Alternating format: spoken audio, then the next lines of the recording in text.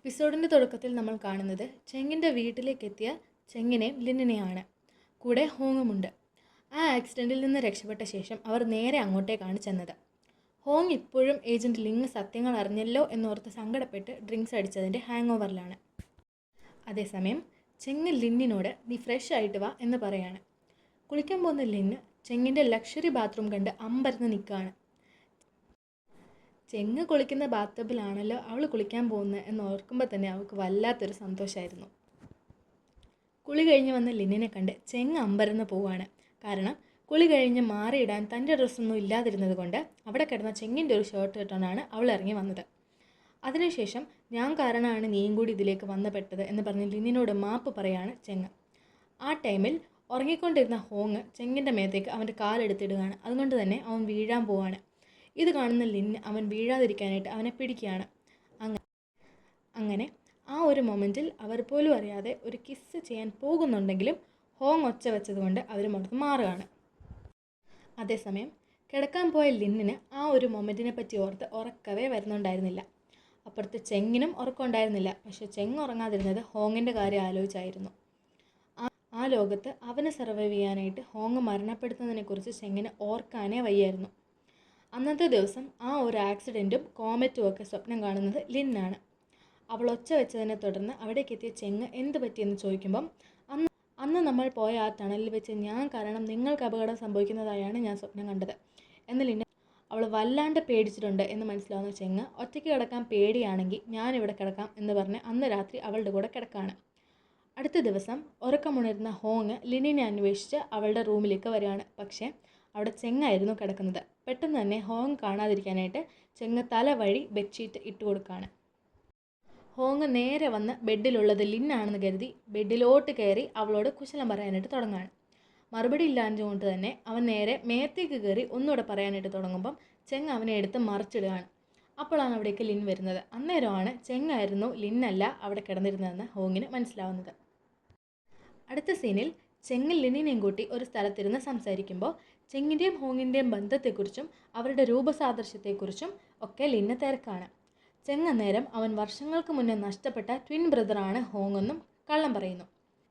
ആ സമയം ചെങ്ങിനെ ഹോങ് വിളിച്ചിട്ട് കോൺട്രാക്ട് കാലാവധി കഴിയാറായോ എന്ന് തിരക്കാണ്.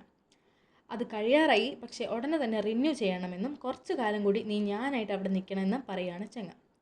പിന്നീട് സത്യങ്ങൾ മനസ്സിലാക്കി ഏജൻറ്റ് ലിങ്ങിനെ കാണാനായിട്ട് വന്ന ചെങ്ങിനെയാണ് കാണിക്കുന്നത്. ഏജൻറ്റ് ലിങ് അന്നേരം അവൻ്റെ ഐഡൻറ്റിറ്റി മറ്റൊരാൾക്ക് കൊടുത്ത ഫാൻസിനെ പറ്റിക്കുന്നതിൽ അവനെ വല്ലാണ്ട് കുറ്റപ്പെടുത്തുന്നു.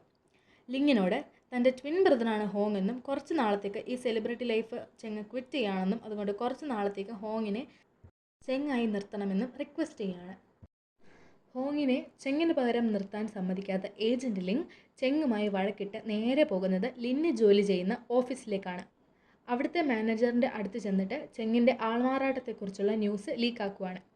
ഇതറിഞ്ഞ് ആ ന്യൂസ് കൂടുതൽ അന്വേഷിച്ച് റിപ്പോർട്ട് എഴുതാനായിട്ട് സീനിയർ കൊളീഗ് ഏൽപ്പിക്കുന്നത് ലിന്നിനെയാണ്. ലിൻ അത് കേട്ട് ഷോക്കാവുകയാണ്. പ്രശ്നം കൂടുതൽ വഷളാവാതിരിക്കാനായി ചെങ്ങ് ഹോങ്ങിനെ കൂട്ടി ഒരു പ്രസ് കോൺഫറൻസ് നടത്തുകയാണ്. ചെങ്ങ് അവിടെ പറയുന്നത് ഹോങ് തൻ്റെ ട്വിൻ ബ്രദറാണെന്നും അവന് എൻ്റർടൈൻമെൻറ്റ് ഇൻഡസ്ട്രിയിലേക്ക് പ്രവേശിക്കാൻ താല്പര്യമുണ്ടെന്നും എന്നാണ്. ഇത് കേട്ട അവൻ്റെ ഫാൻസിന് വലിയ പൊരുത്തക്കേടൊന്നും അതിൽ തോന്നുന്നില്ല. അതോടുകൂടി എക്സ്ക്ലൂസീവായിട്ട് ഈ ഒരു ന്യൂസ് പുറത്തുവിട്ട് ചെങ്ങിനൊരു പണി കൊടുക്കണം എന്ന് വിചാരിച്ച ഏജൻറ്റ് ലിങ് വളരെ ദേഷ്യത്തിലാവുകയാണ്. പിന്നീട് കാണിക്കുന്നത് ലിന്ന് ചൂവിനോട് സംസാരിക്കുന്നതാണ്. ചൂവിനാണെങ്കിൽ ഈ പ്രസ് മീറ്റിലെ വാർത്ത കേട്ടിട്ട് വിശ്വസിക്കാനേ സാധിക്കുന്നുണ്ടായിരുന്നില്ല.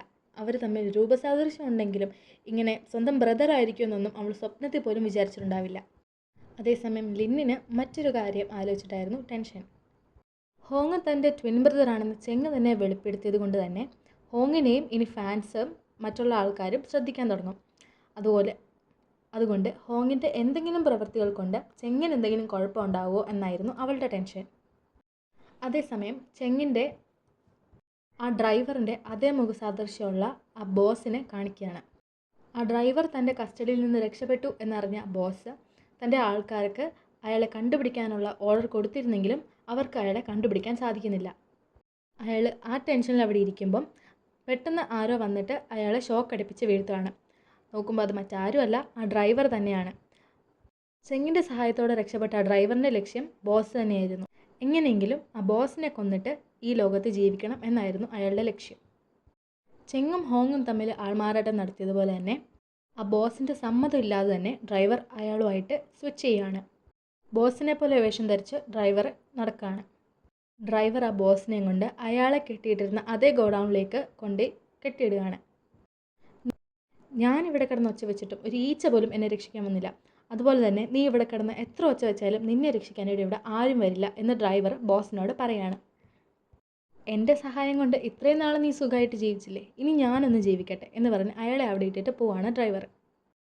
ഈ സീനോടുകൂടി ഇന്നത്തെ എപ്പിസോഡ് ഇവിടെ തീരുകയാണ്. വീഡിയോ ഇഷ്ടപ്പെട്ടാൽ ലൈക്കും സബ്സ്ക്രൈബും ചെയ്യണേ. കൂടാതെ ഫ്രണ്ട്സിനും ഫാമിലിക്കും ഒക്കെ ഒന്ന് ഷെയർ ചെയ്ത് കൊടുക്കുക. പുതിയൊരു വീഡിയോ ആയിട്ട് നമുക്ക് വീണ്ടും കാണാം. ബൈ.